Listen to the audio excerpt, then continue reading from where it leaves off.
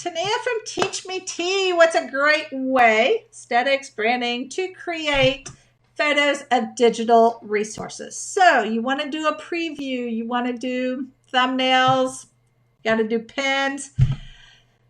So how do you do it? So what I do is I take screenshots. So I just open up my Google Apps, my Google Slides, and I take a screenshot. So when I open up my Google Slides, I make it large, take that screenshot so that when you shrink it down to your photo, it still looks good. So keep that in mind.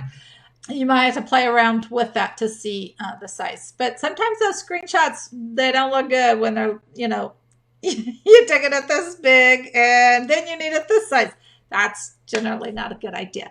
So make your Google slide large, or your Google Forms or whatever you're doing, make it large and do your screenshot. And that way then you can shrink it down to the photo size and it'll look good. So I do that.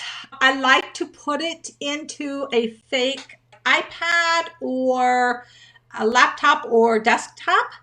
That way they can see it.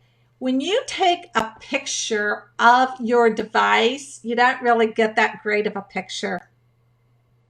I also do this for boom cards as well.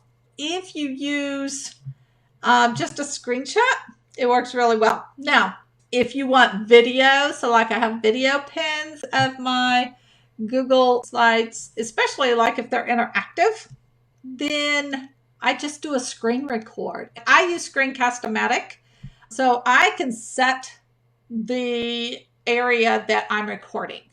So kind of depends on your screen recorder, but it allows you to do that. At least the paid version does. I have the paid version, which is really cheap. There are other things out there. Some people talk about Screencastify. Loom, I know, is free. Zoom you can do for free. So there are free options. You can use Screencast-O-Matic for free for certain time limit and options. Again, if you want, which I do, especially like on my pins, I stick that into a fake stock photo of an iPad or laptop or computer.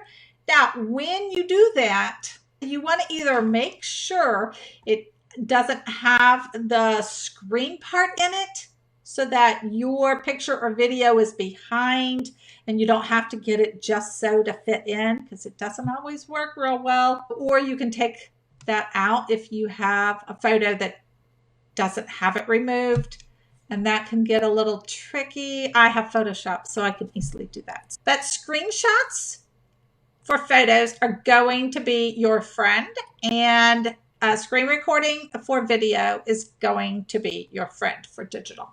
Okay.